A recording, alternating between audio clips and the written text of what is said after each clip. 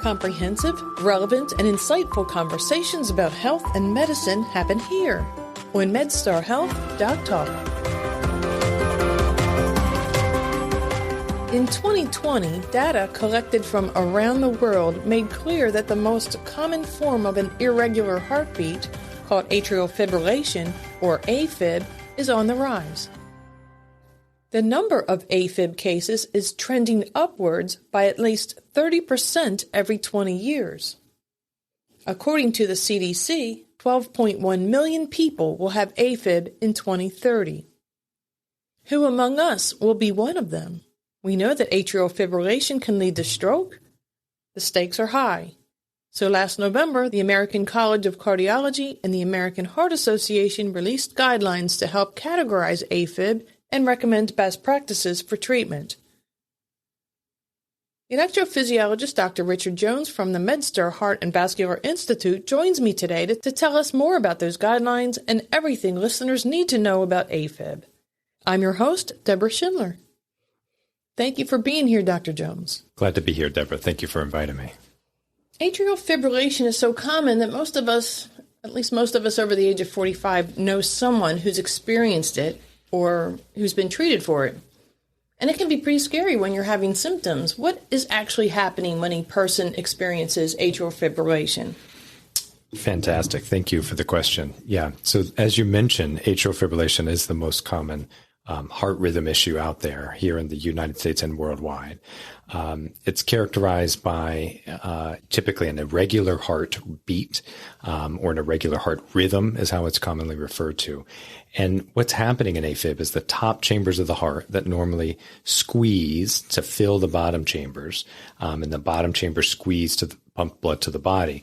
These top chambers are quivering. They're fibrillating. They're going 350, 450 beats a minute and kind of just chaos in these top chambers. And that gets transmitted to the bottom chambers as this very irregular rhythm that people tend to feel as fast palpitations. They can sometimes see on their Apple Watch or Fitbit these days that the heart rate just jumps up and kind of stays high and is erratic and all over the place. And that's often a sign of atrial fibrillation. As you mentioned, one of the most worrisome features of atrial fibrillation is its ability to increase one's risk of stroke. And that tends to come from those fibrillating top chambers where blood doesn't move well. And when blood isn't moving well, it can form a clot. A clot that forms in the heart can be pumped to the brain, and that's a stroke. But that clot can really go anywhere in the body and cause damage to any body part or organ due to lack of blood flow wherever that clot happens to go. And so that's why one of the first things we look at when someone is diagnosed with atrial fibrillation is what is their risk of having a stroke and AFib. And that's where blood thinning medicines and things like this can be helpful to reduce that risk. Well, it seems that the impact of having atrial fibrillation could really span a full spectrum because some people don't even realize they were in AFib. Absolutely. I think that's a great point. And it always stands out to me, this patient I saw in the hospital where I was looking at the patient and telemetry was up above their head and their heart rate was going 160 beats a minute in AFib. And I could see it on telemetry, but they had no clue because they were looking, facing away from the monitor. And I asked them, do you feel anything at all? And they said, absolutely not, doc. I feel absolutely fine. And so that's certainly one end of the spectrum where people have no clue that they're in AFib and they can be going very fast even and have no clue. Is it still dangerous if they don't feel it? Sometimes it can be even a little bit more dangerous, to be quite honest, because if the heart is allowed to go unchecked for weeks and months at a time in a very fast rhythm, at some point the heart, like any muscle, will kind of tire out and the heart function can actually reduce from going so fast for so long. And so that we often see that. We refer to that as a tachycardia-induced cardiomyopathy, or simply a weakening of the heart due to a prolonged episode of a fast heart rate in this atrial fibrillation. And so it can absolutely be an issue. But it can span from the spectrum of feeling nothing at all to some people knowing the moment they go into AFib like that, they absolutely feel it. I've had one patient describe it as a fish flopping in their chest. Another patient, it felt like a squirrel was running around in their chest. That's how symptomatic they are when they're in atrial fibrillation. Other people experience shortness of breath when they walk around, a reduction in exercise kind of capacity, right? Doc, I used to be able to walk up this hill. I had no problems. I took my dog for a walk every day. Now all of a sudden in this AFib, I'm huffing and puffing to get up the hill. And so that's another kind of symptom of atrial fibrillation. Fatigue often comes with AFib. Some people can feel the fatigue in the rhythm. Other people describe it kind of as they break out of AFib, they can feel that fatigue. And so that can be another common symptom of atrial fibrillation. Feeling that a squirrel is running around on a wheel in your heart is not something that you're likely to not notice. Exactly. What should somebody do if they have that sensation? Should they lay down? Should they not be walking the dog? That's a great question. I mean, there are lots of ways to approach that. I think anytime your heart rate is going fast and sustained and you have symptoms, the safest thing is probably to call EMS to get immediate help. It's a 911. It can be. I mean, some people's heart rates get very elevated, and depending on what other medical conditions you have, it can be somewhat serious. And so I think if there's any time where something is sustained for long periods of time and you're feeling short of breath or you're having chest discomfort, anything like that, I think it's always right to just call EMS, get immediate help, get to a hospital, and we can sort things out. AFib is not one of these rhythms. Some people who may be listening to this may have heard of SVT or supraventricular tachycardia, fast rhythms that come from the top chambers of the heart that are kind of a separate category from atrial fibrillation. Atrial fibrillation is also a top chamber rhythm, if you will, but it kind of gets its own special category with atrial fibrillation and its cousin atrial flutter kind of being grouped together because they have this increased risk of stroke and different ways of approaching its management. But SVT tends to be that rhythm where people have heard if you bear down, you can sometimes break out of it and things like that. With AFib, those maneuvers don't necessarily work so well. Oftentimes we have to use medicines if someone stays in sustained fast rhythms, or even procedures like ablation procedures to try and kind of control that atrial fibrillation, if you will. You mentioned the flutter. I want to distinguish between the flutter and the fibrillation. What's the difference? And is the flutter not so dangerous, it's not so risky, or is it still just as risky? Oh, perfect question. So atrial flutter is, we often refer to it as a cousin to atrial fibrillation. They're two kind of separate rhythms, if you will, but they tend to co-occur. Oftentimes people who have atrial flutter, we will go on, 30, 50% of the time, they will go on to develop atrial fibrillation. And in atrial flutter, instead of that chaos that we see in the top chambers where the top chambers are just quivering and going 350, 450 beats a minute in chaos, in flutter, the top chamber gets stuck in a loop. And so the top chamber tends to be going still quite fast, 250, 350 beats a minute, somewhere like that. And that loop is the difference between the two, if you will. It's kind of a structured loop that sometimes we have to treat with cardioversion, shock people out of, which is also used for AFib, or an ablation procedure. One of the bigger differences between atrial fibrillation and atrial flutter is it can sometimes be difficult to control atrial flutter with medications, meaning to slow down the rhythm or to have people pop out of the rhythm with what we call antiarrhythmic medicines. Atrial flutter tends to be a little bit more difficult to control with medicines, whereas atrial fibrillation can be a little bit easier. Both rhythms, though, is important to notice. We use, this scoring system called the CHADS VASc score to look for one's risk of stroke. That's how we risk stratify, is use this scoring system called CHADS VASc. And that simply stands for congestive heart failure, hypertension, or high blood pressure. We look at age, diabetes, history of a previous stroke, history of a prior heart attack or other vascular disease, and then actually being a female gets another point as well in the scoring system. And that's how we determine one's need for blood thinning medicines or other strategies to reduce one's risk of stroke. So both AFib and AFlutter increase the risk of stroke, and slightly different in terms of the how we kind of manage them with medicines and ablation and things like that. Usually someone with a CHAD score of 0, we don't recommend blood thinning medicines because oftentimes in that situation, blood thinning medicines may have a higher risk, whereas their stroke risk is higher than the general population, but not so high as to warrant maybe being on a blood thinning medicine.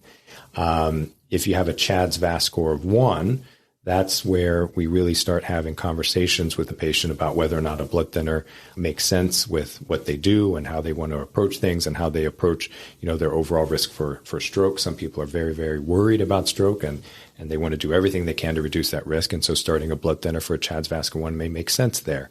Or we look at other risk factors, right? Is the top chamber of the heart very dilated? Is there other medical comorbidities like, chronic kidney disease or severe obesity or things like that may elevate one's risk that's outside of that scoring system? And then generally a CHADS VAS score of 2 or higher is where our guidelines recommend blood thinning medicines for sure. The newer guidelines have made a move to a 2% risk of annualized risk of stroke or more, which allows us to take into account other risk factors outside of that CHADS VAS score that may elevate one's risk for stroke in these rhythms. So you mentioned the SVTs. Is that an arrhythmia?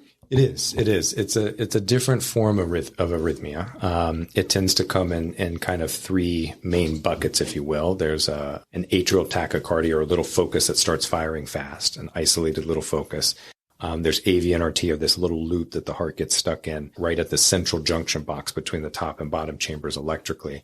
And then there's AVRT, which is kind of a bigger loop that the heart can get stuck in, which is an abnormal connection between the top and bottom chambers electrically.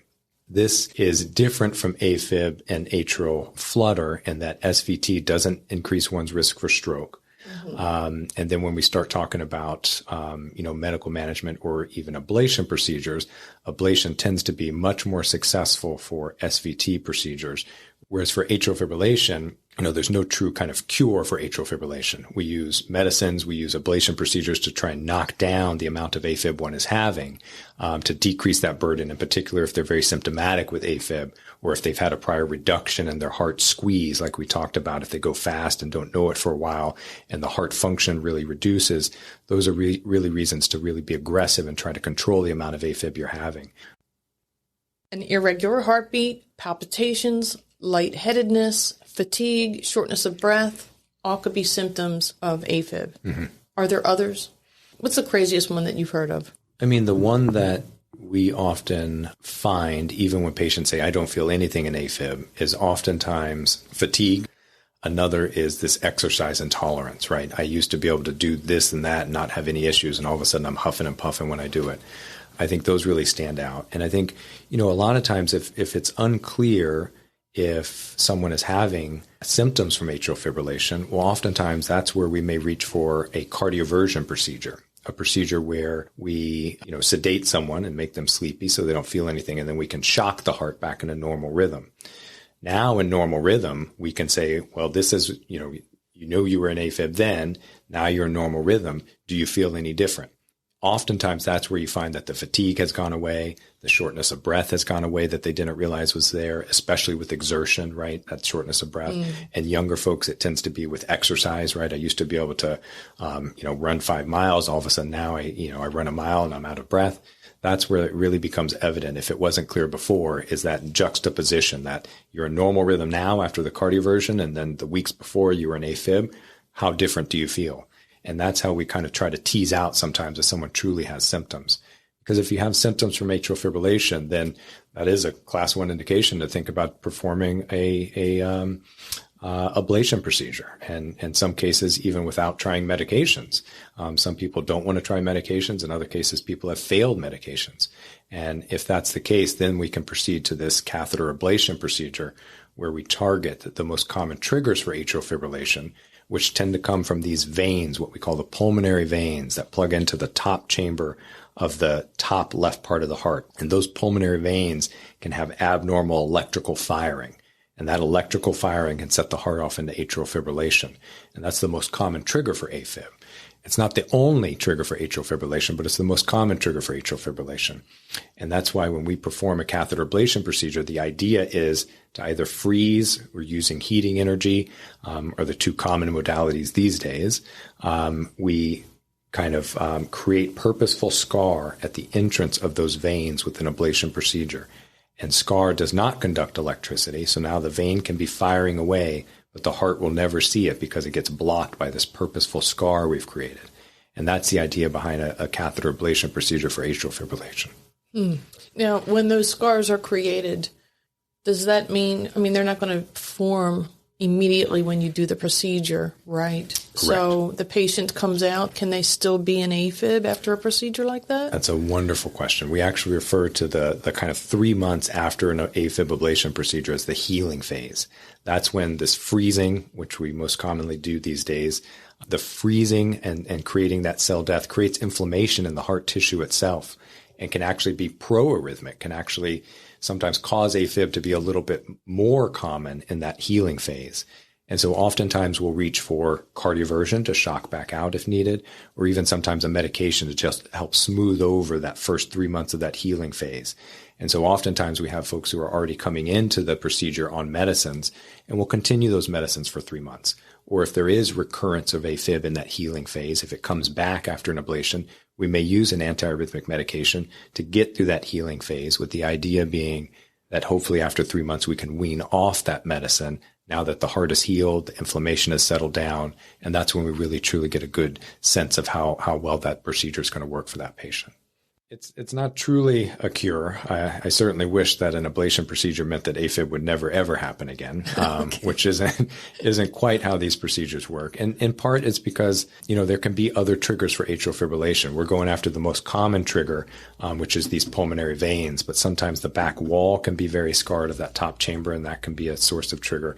Sometimes other rhythm issues, like we talked about with SVTs, can actually trigger atrial fibrillation, or there can be triggers on the right side, or this type of thing. And so while we do the best we can, and while ablation has come a long way, I think it's important to think about AFib as not truly being a cure, but that we're managing it. Many people do remarkably well after an AFib ablation procedure and may not have AFib for years. But as we follow people long-term over not only 1 or 2 years, but decades, oftentimes the AFib comes back. So an ablation procedure isn't perfect, but I think it's a big tool that we have in terms of trying to manage atrial fibrillation, to really knock down the amount of AFib that someone is having. And newer data and the newer guidelines that you had mentioned, make reference to that in the sense that earlier rhythm control, trying to keep people out of AFib earlier, tends to prevent that progression of AFib down the road. What kind of AFib is there? And I guess that's hand in hand with the question, how long does AFib last? How long are episodes, right? Yes, absolutely. And so we tend to classify AFib classically in terms of exactly that, the duration. How long does it stay? AFib that comes and goes, we tend to refer to that as paroxysmal atrial fibrillation, or sometimes referred to as PAF. Paroxysmal AFib doesn't typically require cardioversion because it comes and goes on its own. People pop in and out of it. It can last for seconds, minutes, hours, even days at a time, but people often come out of it on their own. That's the definition of paroxysmal atrial fibrillation. If you're in AFib for longer than 7 days at a time, then we refer to that as persistent atrial fibrillation. And then for over a year, long-standing persistent atrial fibrillation. And then if after a variety of conversations and perhaps oftentimes attempts to manage AFib in some way, and we can't keep it away, there's a category called permanent atrial fibrillation, which is just a kind of way of stating that we're no longer going to try and keep the AFib away. And sometimes we do that for a variety of reasons. Maybe a couple of ablations have tried and it doesn't work, or maybe someone really isn't well enough for an ablation procedure. Or sometimes people, especially in the past, really had no symptoms in AFib, and so no one worked very hard to get them out of that. It's less likely for that type of thing to occur these days, because I think we understand that the earlier we kind of manage AFib, the less likely it is to be an ongoing issue down the road. But that's one area where permanent atrial fibrillation could also occur. Clarify for me the difference between persistent and long-standing persistent AFib. Persistence just means it's been present for 7 days or more, but less than a year. Long-standing persistent is someone who's been in a year, oftentimes even longer, of atrial fibrillation. And the longer you're in AFib, the more difficult it is for us to get you out of AFib. And so I think there's been a recognition of that, especially, since my training has started. And we try to aggressively kind of manage folks with their atrial fibrillation to try to prevent the or the downstream consequences, that is, of the fact that the more AFib stays, the harder it is to get you out and this type of thing. Mm-hmm. I can't imagine being in AFib for that length of time, years. What's the longest case that you've ever had? And was that patient in some kind of treatment or just letting it go and then coming to you years into it? Yeah, often it's that. I think certainly 10, 20 years ago, maybe there wasn't, the ablation procedures were just kind of really becoming a thing, in the early 2000s, and we had medicines. And, there's the treatment strategy of where we can always put in a pacemaker and ablate the central junction box between the top and bottom chamber. So the top chamber is left in AFib. The bottom chamber is now controlled by the pacemaker, which is one way that we still use to manage atrial fibrillation. But that may have been more commonly used, I suppose, back in the day. But, it's certainly people have been in AFib for many years. I've seen people in AFib for a decade or more. Like I said, there is this category of permanent atrial fibrillation where it was been decided that we're just going to leave someone in AFib because they're not having any symptoms in AFib at the time. And oftentimes we counsel our patients, while that's okay now, if 5 or 10 years from now you do have issues with atrial fibrillation, it becomes very difficult to get you out at that time. And so nowadays there's less permanent atrial fibrillation typically without some sort of attempt to get someone out of AFib usually, or otherwise an in-depth conversation to make sure that it's understood what permanent atrial fibrillation means. Okay, we wanted to talk about the guidelines today. So what was the standard of care before the guidelines, and what are the new guidelines now? Is that helpful? Yeah, it was an update on the guidelines from, I think, 2014. So it's not that we didn't have anything in place up until now. It's just now they've kind of been updated and revamped a little bit. I think now there is an appreciation that earlier management of atrial fibrillation, meaning rhythm control, keeping people out of AFib, prevents some of these downstream consequences of AFib, such as which can include all the symptoms we talked about that people may have. Sometimes people in heart failure in particular can have fluid buildup that comes along with heart failure, and AFib can sometimes make that much worse. So I think there's now, with some studies that have come out over the last, I guess, 5 years or so, have shown that trying to keep folks out of AFib who have heart failure is a worthwhile cause, because the AFib often makes the heart failure worse. And so I think there's been a recognition that earlier rhythm control, meaning trying to keep someone out of AFib, is a strategy that probably makes a lot of sense for the vast majority of folks, especially when they're initially diagnosed with AFib. I think there's an appreciation that in a younger patient, managing AFib with a rhythm control strategy, whether it's medicines or catheter ablation, can help prevent some of that downstream effects of AFib, which also means that the AFib is easier to treat if you treat it earlier rather than let it go and kind of run amok, and then it becomes very difficult to treat years later. So the new proposed classifications using stages recognizes AFib as a disease continuum, which is what you're describing. Why should patients care about that? Yeah, I think the staging system is interesting, right? I think they look at AFib as kind of this situation where someone is at risk for AFib. Someone then develops AFib, and we have the paroxysmal and persistent and long-standing persistent and things like that we talked about. And then I think they, in these most recent guidelines, add another stage for someone who's had a catheter ablation procedure and doesn't seem to have much AFib at this time. And so that's kind of, received its own category as a population of patients that's different from everyone else.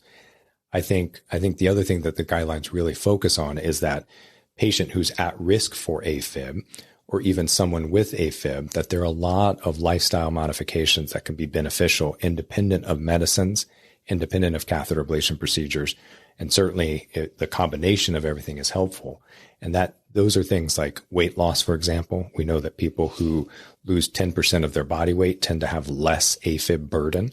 We know people who have sleep apnea and have that treated tend to have less atrial fibrillation burden. We know people who improve their exercise tolerance can have less AFib. And so all of that, I think, certainly was better represented in these guidelines than it had been in the past, and understanding that, atrial fibrillation is not just a give medicines and perform catheter ablation procedure, which of course is where I tend to meet patients, is when we're to that point. But even with that, we all stress in clinic that it's important to aim for weight loss. It's important to increase physical fitness. It's important to stop smoking. It's important to control diabetes. It's important to control high blood pressure. not only for AFib, which is, often how we're meeting patients, of course, but I think all of that helps health in general. So I really like that aspect of these guidelines. Is there a standard of care for each stage of the AFib is being reinforced by the guidelines?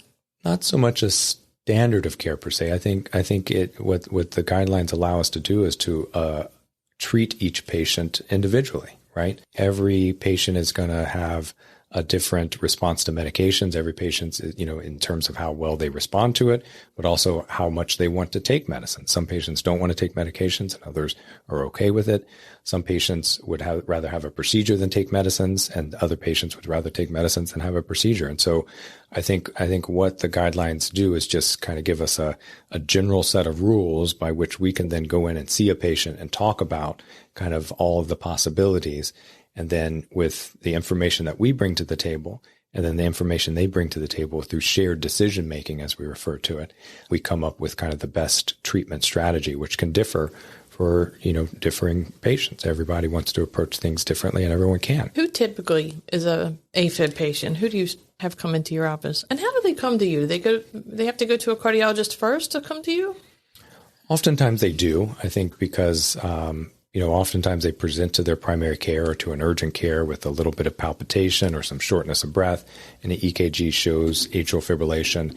And usually the first stop from there is to a cardiologist.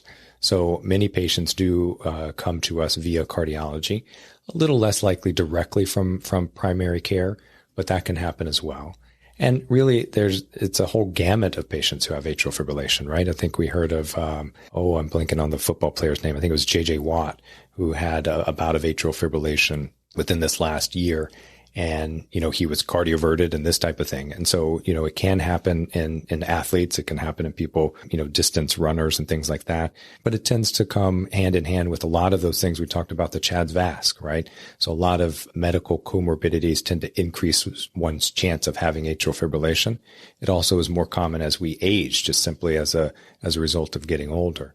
But certainly things like having a weak heart or congestive heart failure, high blood pressure, diabetes, having heart valve issues that kind of can sometimes increase the pressures in those top chambers of the heart, can increase one's risk of atrial fibrillation. We often see it in patients who have kidney disease and are on hemodialysis. I think the patient population can vary quite a bit, actually. You mentioned before about the smartwatches. And I'm wondering if there is an association with this increase, the increase where they think every 20 years there's a 30% increase of people who are experiencing AFib. Does that have anything to do with us detecting more AFib because of these smartwatches and Fitbit? Yeah, I think there's a lot more wearable devices out there, right? And to some extent, I think that's a great thing. It allows us to sometimes catch things that we would not have caught before. Maybe we catch it earlier. Maybe we would never have caught it before. And now we're catching it on these wearable devices like that. And I think that's part of it. I think there's also been an increased recognition of the need to look for and treat AFib. I think in particular in patients who've had a prior stroke and there's no real smoking gun as to what caused that stroke. Atrial fibrillation has been found to be common in that population. And oftentimes we go really hunting for AFib up to and including putting in little implantable devices to see if we can catch AFib, not in, a day or a week in terms of monitoring, but years of monitoring. According to Pew Research Center, at least 20 smartwatches on the market now have the ability to detect irregular heart rhythms. And both Apple and Fitbit are currently supporting studies of their products on the effectiveness of using devices for monitoring, but that's ongoing. It's not something that you would want to use alone as a monitoring tool, right? I mean, sometimes we use it. Sometimes that's how it first comes to recognition. There are these wearable devices that allow us to catch things, like I said, that we may not have caught before. Additionally, there are quite literally mobile EKGs that you can take, right? The Cardia mobile device where you put your fingers on two little electrodes and you can get your own rhythm strip, or you put, fingers on two electrodes and then on your leg and you can get a 6-lead EKG. We use these in clinic. I have people send me these strips quite often and wonder if they're in atrial fibrillation or some other arrhythmia. These wearable devices are fantastic and that can raise awareness and allow us to find stuff that we may not have otherwise easily found. Oftentimes, though, there are lots of false positives, right? The devices and the algorithms they use are designed to be overly sensitive, to say that something may be irregular or an abnormal rhythm, even though, it may just turn out to be a lot of noise, or, the irregularity in the rhythm that the device wants to think is AFib may just be an extra beat from the heart, the top chamber of the heart called a PAC, or from the bottom chamber called a PVC. And these things aren't really, atrial fibrillation by any means, but the device senses that irregularity and maybe wants to call it AFib. So there are certainly some false positives and a little downside, right? There can be a lot of extra data that comes from that clinicians have to sort through. But at the same time, I think it's an important part of our practice. I know, I certainly use it a lot. When patients come in with Apple Watch or Fitbit data or whatever data they have, we look at it and, scrutinize it together and talk about what it looks like, what it means, and this type of thing. So I think it's certainly here to stay. And I think it can be a valuable part of the overall management. Where do you go from there once you have that data? Do you then put the patient on some other kind of regime? I mean, what other diagnostics are there for determining AFib? Yeah, no, that's fantastic. So just because the device says it's AFib doesn't always mean it's AFib. I think that's important to put out there. Just because a device says AFib doesn't mean you have AFib. I think at that point, we may reach out for what we call a Zeo patch is often the patch we use, although there are other ways of doing this. But it's a little sticker that patients wear that can monitor their heart rate and rhythm for oftentimes 2 weeks at a time. It can be anywhere from 3 days to 2 weeks, but often when we're first kind of trying to figure out what's going on, we may reach for one of those 2-week monitors. It monitors through a sticker. Is it saving the information on a chip? Yeah, exactly. Okay. It's got its own little electrode there, and it's basically following, has a little EKG that it's recording, and it stores all the data. Oftentimes we have patients mail that back. Sometimes those can actually be followed in quasi real time, where people are actually monitoring what's coming in from those devices remotely, like that. Remote monitoring. Wow. Yeah. Mm-hmm. Yeah. Almost. It's called a MCOT, or kind of a mobile telemetry kind of device, where the company who makes the device is monitoring it from afar and would alert a physician if something kind of came up. But yeah, it's not always that an Apple Watch showing a heart rate that jumped up to 180 is diagnostic. So we have to go looking more to see what that jump up was and what that was all about. And so we have to go in search of kind of what that is. And usually the first step is one of these patches. What about that loop that you were telling me about? Tell me about the loop. Yeah, sometimes we reach for a loop recorder, right? If someone has infrequent issues that we can't seem to catch on a patch, or someone has passing out episodes where, they're occurring infrequently and we never were able to catch it on a patch. They didn't pass out while they were wearing the patch. Or like I alluded to before in the situation where someone's had a stroke and we're looking for AFib and the patch didn't show AFib, but that's only 2 weeks of monitoring. Well, then we can put a small little implantable device under the skin. It's about the size of a jumbo paperclip in terms of length. The width is probably a couple of those paper clips stacked on top of each other. And we put that, it's a simple procedure where we make a small little incision just to the left of the breastbone, use a lot of numbing medicine, but don't even have to use sedation typically for this type of procedure. And we're able to put this little device under the skin. And now we can monitor the heart rate and rhythm for the next 4 to 5 years instead of just a matter of a couple of days or a couple of weeks. This is an office visit, and then you stitch it closed, or what? Yeah, usually, oftentimes we see them in clinic, and that may become part of the treatment strategy. So we'll see them, we'll talk about it, we'll talk about the procedure, and kind of walk them through what it will look like, and then it's usually, at least here, performed at Franklin Square Union Memorial. A small little procedure, but one where you typically go home 15 or 30 minutes afterwards. It probably takes about 10 minutes or so to put in. Oftentimes you may stitch the skin together. Other times we use a little bit of glue or steri strips or things of that sort. The incision itself is quite small. It does leave a small little scar, but quite small in terms of the grand scheme of things. And it gives us that ability to monitor things for years at a time. And so if someone passes out every, 7 months or something, now we have something in place that will allow us to see what the heart is doing. Right? Does the heart rate go super slow? And that's why they passed out. Does it go super fast? And that's why they passed out. It gives us that ability to monitor long term. And then in terms of atrial fibrillation, oftentimes we use it to monitor for AFib burden, right? How is someone doing after an ablation procedure? Well, now we can look at the data and see how much AFib they've had on this loop to see how well that ablation procedure has worked. What causes AFib? AFib is kind of brought about by all those, medical conditions we've talked about earlier that can certainly increase one's chance. But it's this abnormal firing that we were talking about in those pulmonary veins that seems to be the most common trigger for atrial fibrillation. And so that electrical firing is what sets the heart off into AFib. If I put a pacing wire up into anyone's heart and pace that top chamber fast enough, I can probably put just about anyone into atrial fibrillation. This is the heart doing it to itself. That firing within those veins kind of sets the heart off into AFib. And so that's kind of the cornerstone when we perform an ablation, is to really isolate those veins with either that heating or freezing energy that we talked about in terms of kind of blocking off that trigger. What about genetics? Is there a genetic component? Yeah, I think there's undoubtedly a genetic component to AFib, and you certainly see that when you take a family history and, someone's grandma had AFib and someone's mom had AFib, and here they are with AFib. So there is a bit of a genetic component to it. It's not something we tend to test for, like other heart issues, in particular, weak hearts. Oftentimes, as we're trying to work up why one might have a weak heart, that tends to be an area where we use a lot of genetic testing a lot, because then we can, look for other family members who may have a similar genetic mutation, if you will. In AFib, it's not really used that much, but there is probably undoubtedly a genetic kind of link there. But there's so many other things that increases one's chance of having AFib. Increased weight, high blood pressure, diabetes, sleep apnea probably certainly plays a role in all of this. Other, weakening of the heart can play a role in one developing AFib, valvular issues. These type of things certainly play a role as well, but genetics is part of it. As we talked about the kinds of AFib there are and the different treatments for each kind, each category, paroxysmal. PAF would be treatment with medication, just medication? It depends. You could proceed to catheter ablation for paroxysmal atrial fibrillation. Absolutely. No one category prevents you from performing an ablation.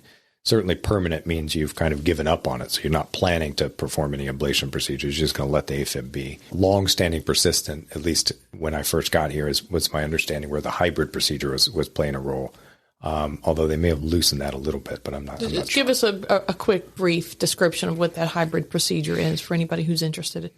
So a hybrid procedure is where we have a surgeon who will perform what we call epicardial, or on top of the heart ablation for AFib, by getting access to the heart under the breastbone, and then they're able to put a special tool back there. And when they tunnel that tool back there, they ablate the tissue of the outside of the heart. And then typically what happens is we come in as cardiac electrophysiologists and then ablate from inside the heart and touch up any areas where maybe they weren't able to reach with their a surgical tool. And so that's a procedure that, is used for longstanding persistent atrial fibrillation and folks who have been in AFib for a long time and has had some success here, I must say. And so I think it's a very reasonable procedure to discuss. And it's a rather advanced treatment option. What is next? What's on the horizon for patients with AFib? Yeah, I think, next in our world is what's called electroporation, or many kind of little, we've talked about freezing and we've talked about burning, kind of these thermal energies that we use to create scar. Now, kind of an old technology is revived in electroporation, where we use a special catheter that delivers these tiny little shocks. And this form of ablation leads to holes forming in the cells of heart muscle. And that's how it creates scar. And, the potential benefits of electroporation is that it may be a little bit more selective for heart tissue. It doesn't damage surrounding structures. Maybe there's some suggestion that it can be done faster than other ablation procedures, and so it saves some time. Most of these ablation procedures we're performing these days are done under general anesthesia, and so anything that saves time, I think we're all for that. And they're not done through the open chest, correct? They're done. Thank you for mentioning that. You're exactly right. All of these ablation procedures that we perform are performed through the veins. So we get access. What I tell patients is we put big IVs. Some of them are very large IVs, kind of the size of a jumbo straw in diameter. But the idea is big IVs through the vein at the top part of the leg. And we get several of those access points and big vein there. And that allows us to bring equipment up to the heart through the blood vessels. So everything is done through blood vessels, and we get up to the heart that way. And then what's the recovery like? Do patients go home the next day? Oftentimes actually go home the same day, Wow. Believe it or not. Oftentimes go home the same day. we'll want to monitor for several hours afterwards. So if it's late in the day, we often keep a patient overnight, and that's not a problem. But many times can go home the same day. Oftentimes we tell them no kind of heavy lifting or exercise, usually for a week or two, at least 7 to 10 days for sure. And that's in large part to let those big IV sites heal up. Nowadays, we tend to use a little bit of a collagen plug to help prevent any sort of bleeding issues. But nevertheless, we ask patients no heavy lifting, no kind of structured exercise for a week or two after the procedure. And then really they can kind of get back to doing what they want to do at that point. It's amazing stuff. Even just going into the EP lab is really very scientific in there, very high tech. Yeah, it's imaging. It's a really cool place to be. Yeah. We've got a huge, large screen. We've got multiple pictures. We've got fluoroscopy. We've got, we create 3D maps of people's heart from within their heart with these special mapping catheters that we have. And how does that help? What does the 3D mapping do? Well, for AFib, what we're largely doing is to just find, where these veins are in any one patient's body. And so we create a quick little 3D map. We oftentimes get a CT scan beforehand just so we understand what their anatomy looks like, what their heart looks like, where their veins plug in and this type of thing. But in order to know where to, for example, put that freezing balloon or where to use that heating catheter, we create a 3D map inside the heart using special mapping catheters prior to starting the procedure. And so that just allows us to understand the lay of the land, know where all the structures are. We identify structures we want to avoid and this type of thing. And so you could actually see the electrical circuit on your imaging on your screen? For AFib, we oftentimes look at SCAR. So we create what's called a voltage map where we look at how healthy the tissue is as judged by the amount of voltage it creates as we're kind of mapping along that area. And areas of SCAR tend to have very low voltage. Areas of normal tissue have high voltage. And so we can use that to sometimes help guide our ablation procedures in AFib. For example, not only do we go after those veins, which is the cornerstone of any atrial fibrillation ablation, but sometimes we go after other areas of scarred tissue, or, in the management of atrial flutters, sometimes we have to go after other areas of the heart as well. So it's not only kind of a pulmonary vein kind of ablation procedure. Sometimes we have to target other sites as well.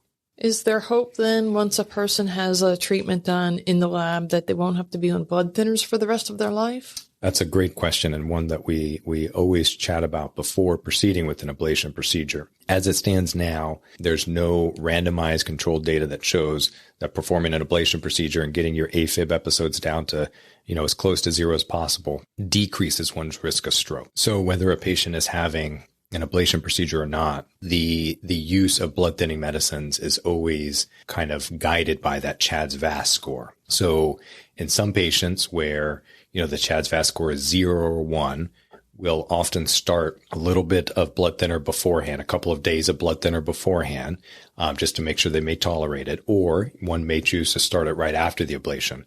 No matter one's CHADS-VAS score, there's always 3-month period where we tend to use a blood thinner after the procedure, anticoagulation.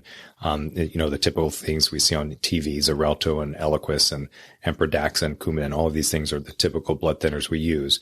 And so anyone who has an AFib ablation procedure will be on typically right around, 2 to 3 months of blood thinner afterwards, no matter what their CHADS-VAS score is. After that time period, then the continued use of anticoagulation is guided by that CHADS-VAS score. So if someone's CHADS-VAS score was high enough to warrant blood thinners before an ablation, then even the ablation is wonderfully successful, as oftentimes it is, and people don't have much less AFib and much less symptoms in AFib, they still would warrant long-term indefinite anticoagulation based off the CHADS-VAS score if it was above 2 or more. And so the ablation procedures is not a way to get rid of the blood thinning medicine. That's a great point. What's the final takeaway, do you think, for listeners? What's the most important thing you hope they understand about AFib? AFib is truly a journey. It tends to be this progressive kind of disease and can come more frequently and more often and for longer durations. And I think while there are treatments there and can be a bit intimidating to kind of navigate through that, I think what I want patients to know is that we're here to kind of shepherd them through that process, through their particular journey of atrial fibrillation. If an ablation doesn't work or AFib comes back after a treatment, can a patient get another procedure? Yes. The cornerstone of that first ablation procedure is often going after those pulmonary vein triggers that we talked about. But if AFib comes back, we can go after other triggers. And so certainly more ablations can be helpful in that situation as we target more tissue, more areas that could be triggering AFib. And so it's somewhat common to have more than one procedure. Certainly, we hope the first procedure is the one that is durable and provides long-lasting suppression of AFib. But sometimes we do have to go back, and it's certainly possible to do more than one ablation. And you've seen success in the second try, or maybe the third try. Third try's a charm. Yeah, especially in that second go, we make sure that those veins that we tried to isolate remain isolated.